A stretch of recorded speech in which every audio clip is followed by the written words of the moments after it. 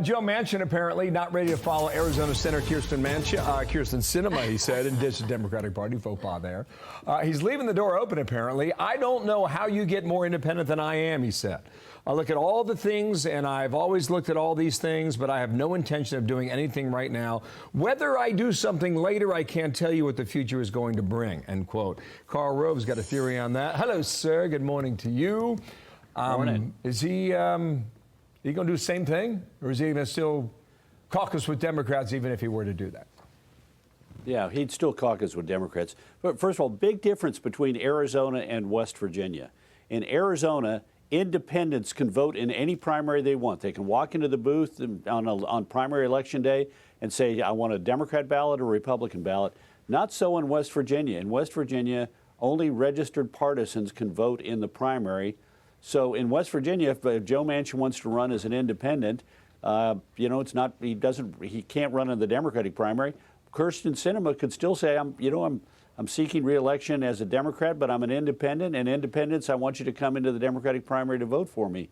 So different deal. She also has a very strong opponent already running in the Democratic primary, Representative Ruben Gallego, and there's nobody thinking about running against Joe Manchin in the Democratic primary in West Virginia, in part because there are too few Democrats left in West Virginia anymore. Is he quite vulnerable then in his re-election as a Democrat in West Virginia, even though I know he's very popular there? Oh, absolutely. This is a state that Donald Trump carried by, I think 20-plus points. So, yeah, no, he's in trouble in a general election in West Virginia. What was interesting to me was he commented on the two Republicans who were already talking about running. One, a congressman whom he said is just trying to advance in politics, and the incumbent Republican governor, Jim Justice, whom he said if he ran against me, he'd be running because he wanted to do the right thing for West Virginia, which I thought was an interesting observation, sort of already picking one candidate in the Republican primary to oppose him. Carl, we just mentioned the final races in for the House. We also found a study about younger voters voting less for Democrats. I'll show you. I know you got a whiteboard. Let me show you what we found. For 2022, 53% of those Americans aged 30 and under nationwide voted for the Democratic House candidate. Compare that to 2 years prior, where it was 61% with Joe Biden. Then in 2018, it was 64% for Democrats. So the trend is not their friend. What do you see in this, Carl? Yeah, well, my whiteboard put it a little bit more elegantly because I started with 2018 and worked my way to 2020. But think about it, 11-point drop among the Democrats for support among under 30-year-old voters and a 7% increase for Republicans. Remember, one of the things the White House staff went out and told the press after the president decided he was going to wipe out $500 billion in student loan debt without any statutory authority to do specifically that, was that they would increase their support among young voters in the November election. First of all, I thought it was incredibly politically crass.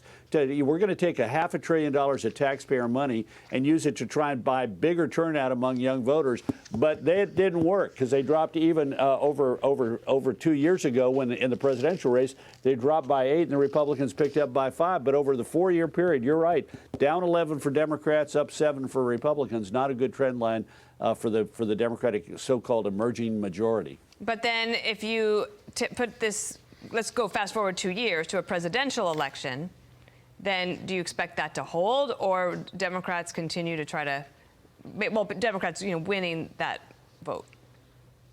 I would think that they would win it. The question is the margin, and I think whether or not this trend continues depends upon who the Democrats nominate and who the Republicans nominate.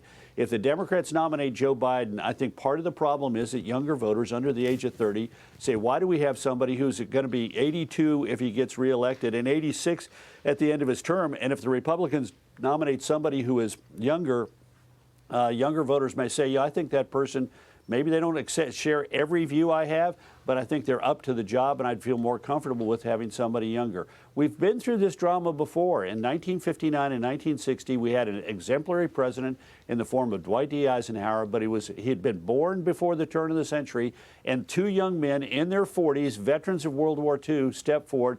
John F. Kennedy on the Democratic side, Richard Nixon on the Republican side, and people wanted a change from one generation to another. Thank you, Carl. Interesting. Always a good reminder of history with Carl. Thank you, Carl. Good to see you. You bet. Great to see you. I'm Steve Doocy. I'm Brian Kilmeade. And I'm Ainsley Earhart. And click here to subscribe to the Fox News YouTube page to catch our hottest interviews and most compelling analysis.